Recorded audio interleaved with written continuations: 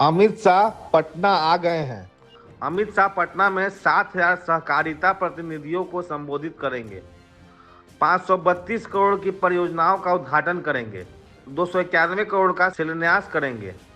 उनका पटना आना चुनाव बिगुल बजाने जैसा है। रविवार को गोपालगंज जा रहे हैं।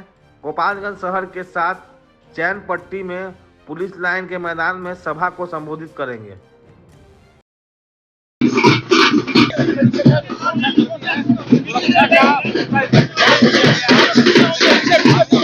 गृह मंत्री है और देखिए इस तरीके से इंतजाम किया गया है। और देखिए अमित शाह की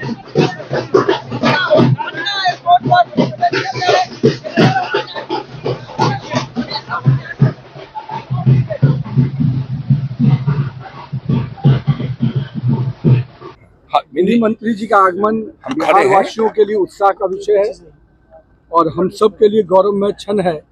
जब जब गृह मंत्री जी बिहार दौरे पे आते हैं, निश्चित रूप से कार्यकर्ता और जनता में उत्साह बढ़ता है।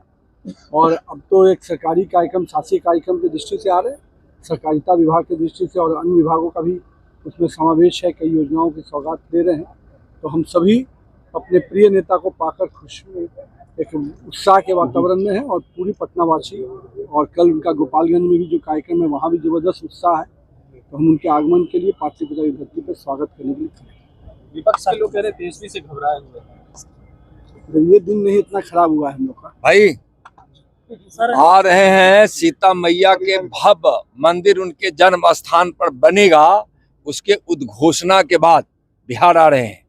जिस प्रकार से राम का भव्य मंदिर का निर्माण हुआ है, सीता मैया के भव्य मंदिर के निर्माण की घोषणा माननीय गृह मंत्री श्री अमित शाह जी ने किया है। माननीय प्रधानमंत्री श्री नरेंद्र मोदी जी के नेतृत्व में सीमा को सुरक्षित रखने वाले, देश की आंतरिक सुरक्षा को सुनिश्चित करने वाले और इस देश से नक्सलवाद, आतंकवाद को लगभग सफाया कर देने वाले, सीएए कानून लाने वाले ऐसे आ रहे हैं।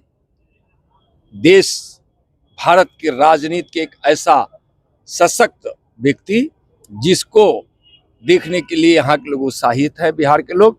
और सीता मैया के भव्य मंदिर जब राम के मंदिर के निर्माण के बाद बनेगा, तो अयोध्या से जब लोग चलेंगे तो वह जाएंगे जब माँ जानकी के जन्म स्थान पे, तो वह बिहार का प्रवेश द्वार होगा गोपालगंज। इसलिए गोपालगंज का कार्यक्रम, और फिर भाई नितिन जी ने जो बताया, हमारे माननीय पथ निर्माण मंत्री जी ने, कि यहाँ अनेकों योजनाओं का, भारत सरकार और बिहार सरकार की योजनाओं का शिलान्यास और उद्घाटन के कार्यक्रम के हमारे मुख्य अतिथि होंगे, जो बिहार के लिए बड़ा सौगात होगा। सर तेजस्वी यादव तो बोल रहे हैं क्या घबराए हुए इसलिए आ रहे हैं। तेजस्वी यादव ऐसा घबराया हुआ है, वो राघोपुर छोड़ के भागने के चक्कर में है।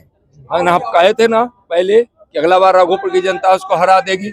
और तेजस्वी जी जो परिवारवाद और भ्रष्टाचार के प्रतीक बन चुके हैं और जिनके माता पिता के राज्य में जंगल राज स्थापित हो चुका है, और इस बिहार की जनता जंगल राज नहीं चाहती है, आतंक का वातावरण नहीं चाहती है।